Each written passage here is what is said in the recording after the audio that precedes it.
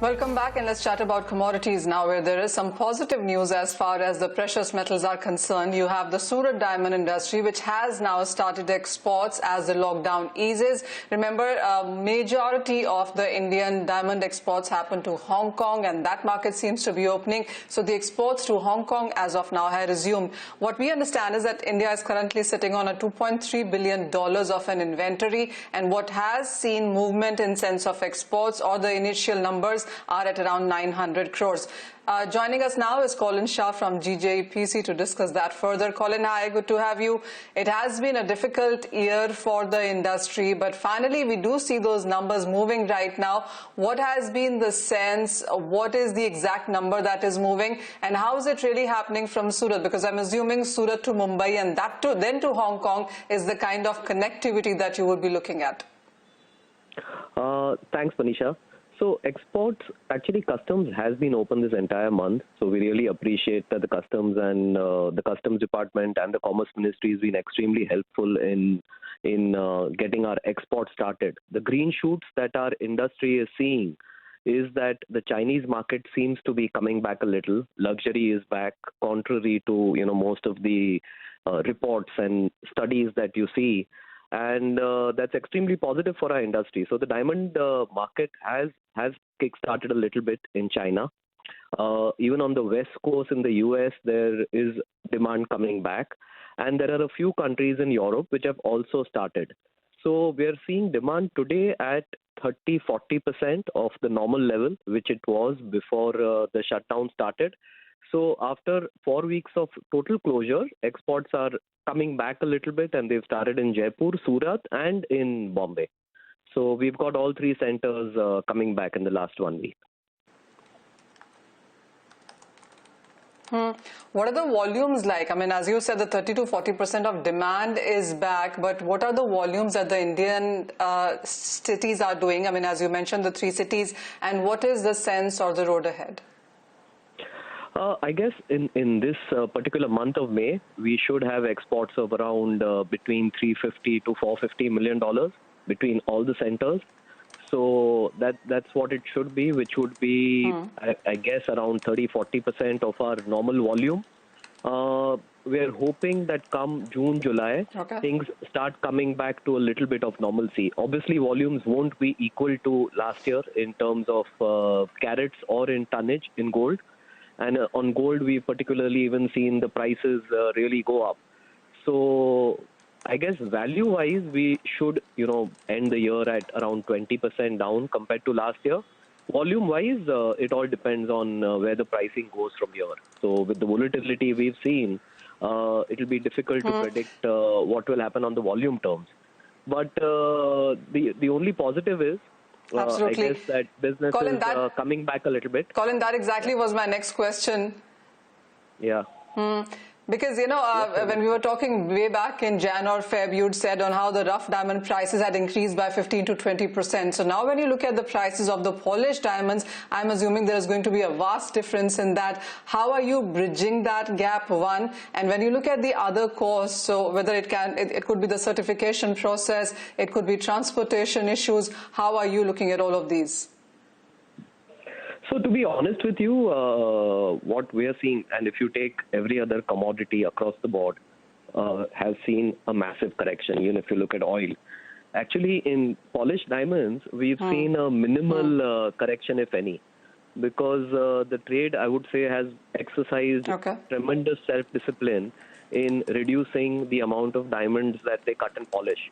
So the rough imports have been coming down since February, March, and I guess with, even what council has appealed to its members to have a voluntary cease on imports of rough diamonds for the next couple of months, we are going to see that polished prices will stay stable. So I guess the industry has really worked extremely well over here collectively in making sure that we don't have volatility in the polished prices, which will even help with banking, which will also help with consumer confidence, as there won't be any price correction at retail level. So I think the industry has done a tremendous job on stability on the polished prices. Now, having said that, we also are seeing some amount of demand come back. And if the demand continues and production stay at subdued level for the next couple of months, which anyways most manufacturers will be compelled to do with the social distancing norms, with the protocol which is going to come into play post-COVID. So when you take all the factors into consideration and manufacturing being at reduced levels, retail demand at reduced levels, we're seeing and guesstimating that we won't see any massive price correction. So the industry will be in a much healthier situation come September, October, when season starts for Christmas, for Diwali, and the Chinese New Year next year. So, Colin, very quickly, what is your also sense on the certification process and prices, and where do you see Indian demand? Sorry, you'll have to clarify that. What do you mean when you say certification process? So when you are exporting, I understand that you get your diamonds and your jewelry certified by IGI or GIA. How is that process happening? See, right now, what people are exporting, what any manufacturer is exporting is his finished goods inventory. So it's jewelry which was finished in his factory. It is diamonds which were... Okay.